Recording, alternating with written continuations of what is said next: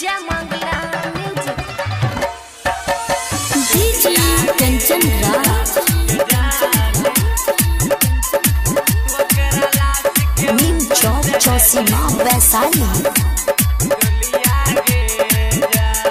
हाँ हाँ यही तो रहिया बराती मर बदुल्हा के हाँ में गोलिया गे जान मर बदुल्हा के हाँ में गोलिया गे जान। हाँ हाँ यही तो रहिया बराती मर बदुल्हा के हाँ में गोलिया गे जान दुल्हा के मर बहु गोलिया गे जान ओकरा लाश के ऊपर से ले जइबो डोलिया गे जान ओकरा लाश के ऊपर से ले जइबो डोलिया गे जान। हाँ हाँ कोई सरवा कुछो बोल तो केकरो ने सुनबो बोलिया गे जान केकरो ने सुनबो बोलिया गे जान ओकरा लाश के ऊपर से ले जइबो डोलिया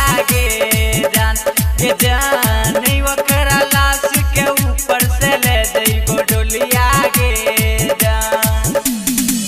ओकरा लाश के ऊपर से ले जइबो डीजे कंचन राज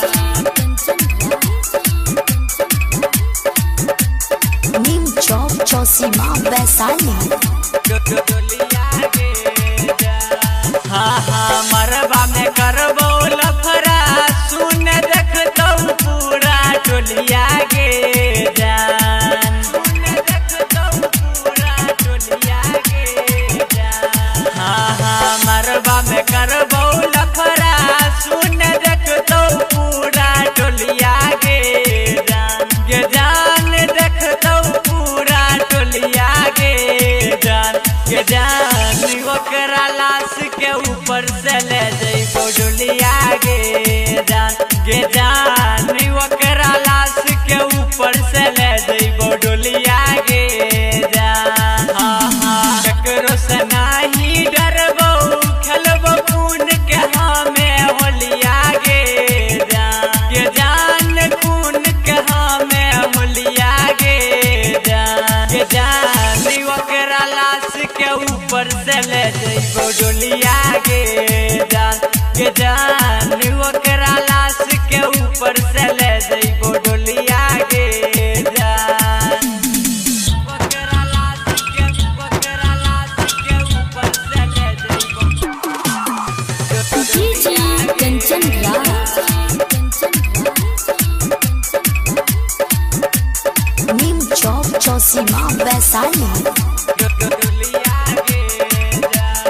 हाँ हाँ अपना आँख के सामने तोरा होइल नहीं देबो दुरिया गे जान